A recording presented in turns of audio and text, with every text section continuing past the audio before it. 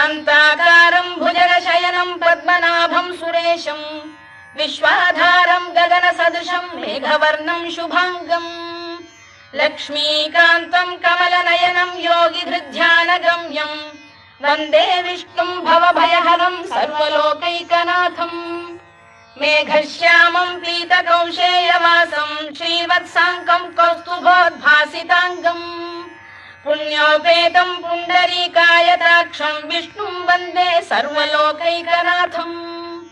नमः समस्तभूतानामादिभूताय भूभृते अनेकरूपरूपाय विष्णवे प्रभविष्णवे सशङ्खचक्रं सकिरीटकुण्डलं सपीतवस्त्रं सरसीरुहेक्षणं